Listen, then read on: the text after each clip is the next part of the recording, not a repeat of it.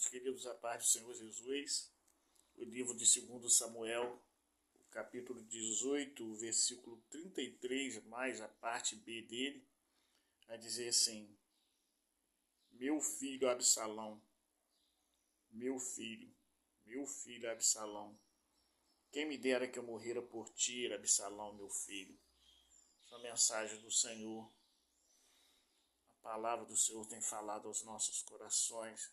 E só lembrando aqui, irmãos, que não é um estudo, isso aqui é um apanhado rápido. Uma forma que Deus tem nos ajudado com a palavra dele. E nós também sempre postamos aqui para ajudar outras pessoas, aqueles que se interessarem, ser ajudados pela palavra do Senhor. Essas são as palavras proferidas pelo rei Davi quando ele perde o seu filho Absalão. Ele chorou por Absalão. Isso aqui é um lamento, um choro, um momento de muita tristeza pela perda do seu filho, um jovem rebelde. A Bíblia conta a história dele, que ele se punha à porta do templo, enquanto as pessoas vinham tomar conselho com o rei. O rei não tem tempo para te atender, não. Ele tem muitas questões, muitas situações para resolver. Fala para mim que eu resolvo para você. Então isso dali, a soberba, ele queria estar no lugar do pai dele, perseguiu o pai dele, proferia muitas mentiras para o pai dele, acerca do nome do pai dele, e foi uma grande luta para Davi. O momento das maiores lutas de Davi dentro da sua casa, com seus filhos, com Adonias e com Absalão. Vocês conhecem a história, vocês sabem. Então nós mostramos aqui, teve também o final da rebeldia dele. O final da rebeldia dele, quando ele se arrependeu, era tarde demais. Eu creio até que ele estava arrependido. Ele, quando fugia na mula, ele ficou preso num carvalho. E Joabe, o chefe do exército de Davi, feriu ele com 3 dardos. E os 10 jovens que carregavam as coisas do Joabe foram lá e acabaram de o matar. Então Davi, quando ele sabe da morte de Absalão, ele chora. Nós queremos relatar aqui porque em todo momento da Bíblia, Davi foi um bom rei. Ele amava a sua família, amava o governo. É um homem que a Bíblia diz que era segundo o coração de Deus. Deus deu esse testemunho de Davi. Mas Davi, porém, ele era um homem, um ser humano, ele era um Deus. Tinha suas falhas, seus erros, mas em tudo ele tinha um coração arrependido. Quando ele sabia dos seus erros, das suas falhas, ele chorava. Ele chorou por Absalão quando Absalão morreu. Mas, em momento algum, nessa passagem aqui, nós vemos ele chorando por Absalão quando Absalão estava vivo. Na rebeldia de Absalão, ele deixou o seu trono, o reinado, ele fugiu para não ter confronto com seu próprio filho, para não ter que matar o seu filho. Mas ele não chorou por ele estar naquela rebeldia. Mas ele chora pela sua morte porque ele o amava. Meus irmãos, o mundo hoje tem produzido jovens tipo de Absalão. Rebeldes a pai, rebeldes à mãe, rebeldes à família. Jovens difíceis. E isso não significa que os jovens são difíceis, que os jovens são rebeldes. Os jovens, eles partem por vício e desobedecem a pai, a mãe.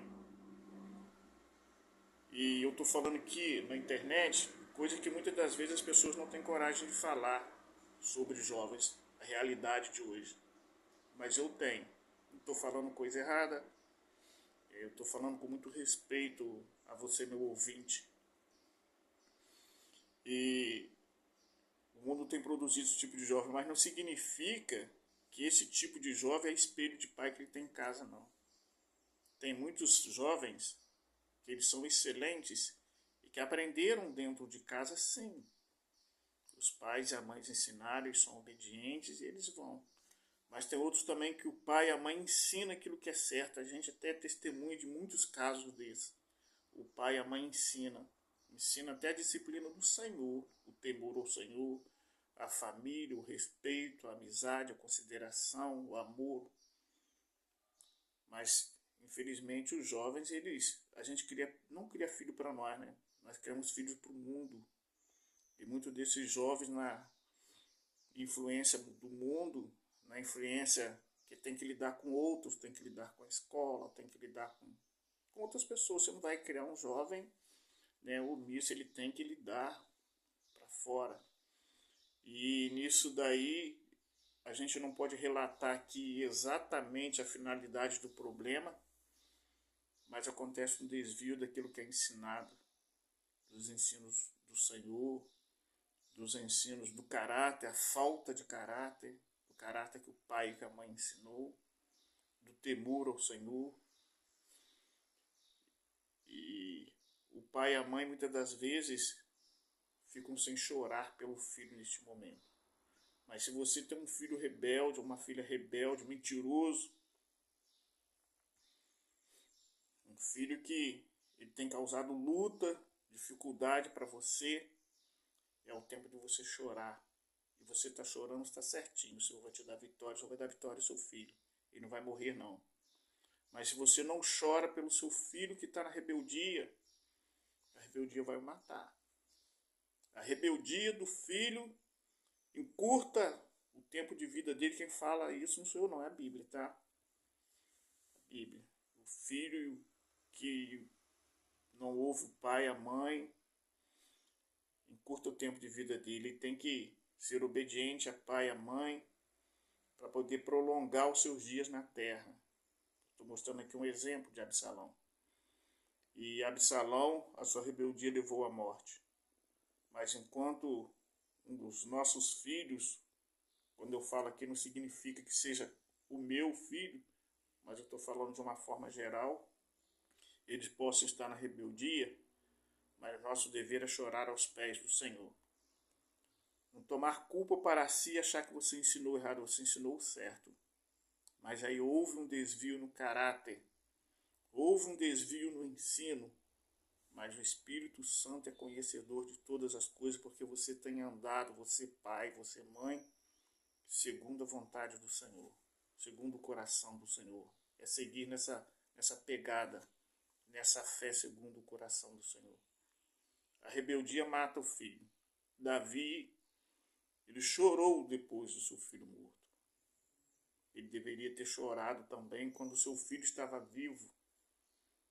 A Bíblia não mostra isso, mas mostra o amor dele. Ele poderia perder até o trono, que você vê que quando Absalão persegue para tomar o trono, ele deixa para lá, ele vai embora. Mas o final de Absalão não foi bom. É tempo de nós chorarmos pelos nossos filhos, meus irmãos. Os nossos filhos estando certos, sendo obedientes ou não, vamos chorar por eles. Os nossos filhos sendo desobedientes, rebeldes, difíceis, mentirosos, sem caráter, seu filho pode estar assim. Vamos chorar por eles. E nós que os nossos filhos somos obedientes, não vamos julgar aquele que está passando por dificuldade lá, não.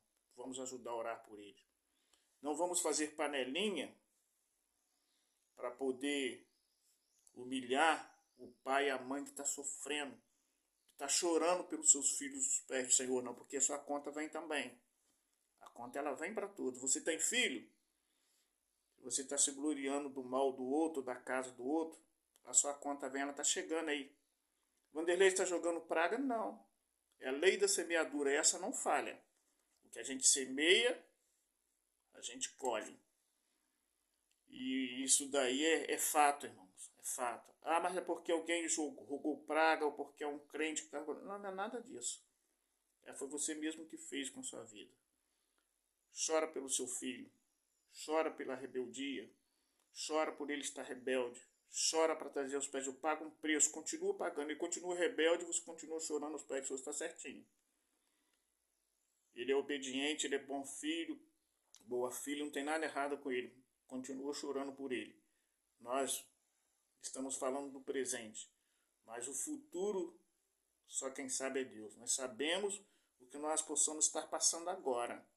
O tempo difícil de agora. Mas o amanhã... para que não venhamos ser surpreendidos pelo amanhã. Louvado seja o nome do Senhor. Chorar pelo nosso filho, enquanto está vivo. Essa é a mensagem que eu só quero transmitir nessa manhã. Se preocupar com os nossos filhos, chorar pelos nossos filhos. Ainda que o filho ele te odeie, ele perdeu o caráter, ele perdeu todo o ensinamento que você ensinou na sua casa, continua chorando aos pés do Senhor, porque o Espírito Santo conhece todas as coisas e só Ele para livrar de toda essa cilada do mal. Que o Senhor está presente e que Ele possa nos abençoar nesta manhã com esta palavra. Eu espero aqui em outro momento oportuno voltar ainda dentro dessa leitura sobre algo a mais que o Senhor tem nos concedido, que é para o vídeo não ficar muito longo.